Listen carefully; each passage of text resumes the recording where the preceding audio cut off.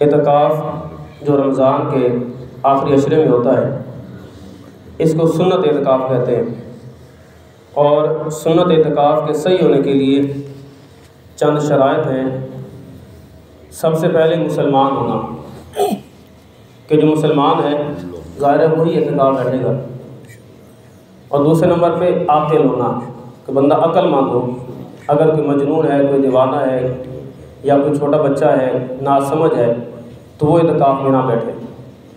اور تیسرے نمبر پہ اعتکاف کی نیت کرنا، جب اعتکاف کے لیے بیٹھے تو اعتکاف کی نیت ہو کہ میں رمضان کے آخری عشرے کے سنت اعتکاف کی نیت کرتا ہوں۔ اور چوتھے نمبر پہ ہے کہ مرد کا مسجد میں اعتکاف کرنا، کیونکہ فرمایا وَأَنْتُمْ عَاكِفُونَ فِي الْمَسَاجِدِ، کہ تم مساجد میں اعتکاف کرو۔ تو مرد کے لیے مسجد کے اندر اعتکاف کرنا یہ شرط ہے۔ نمبر 5، مرد اور عورت کا جنابت یعنی غسل واجب ہونے والی حالت سے پاک ہو جانا، یعنی کہ پاک صاف ہو کے مسجد کے اندر اعتکاف بیٹھے، ناپاکی کی حالت کے اندر اعتکاف نہ بیٹھے۔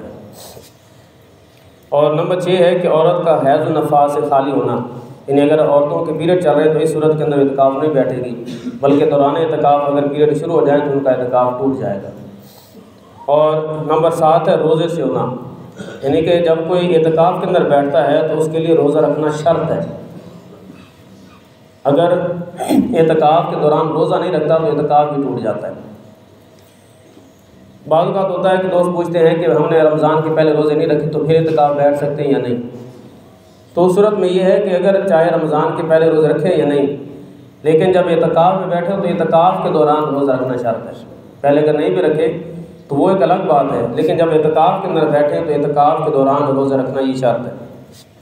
اور نمبر 8 ہے کہ جسم کے اگر کسی حصے کی بدبو آتی ہے، کوئی ایسی بیماری لاحق ہوگی کہ جسم سے بدبو آتی ہے تو، اور جس سے لوگ تنگ ہوتے ہیں، تو ایسا بندہ اعتکاف میں نہ بیٹھے کہ اس سے دوسروں کو تکلیف ہوگی۔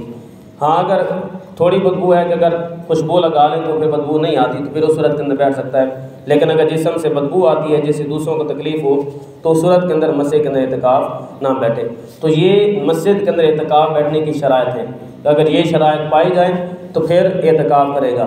عورت جو ہے وہ مسجد بیت جو گھر کے اندر نماز کے لیے ایک جگہ مخصوص کی ہوتی ہے اس جگہ پر عورت اعتکاف کرے گی، اس لیے کہ جتنی عورت پردے کے اندر رہتی ہے اتنا اس کو زیادہ اجر و ثواب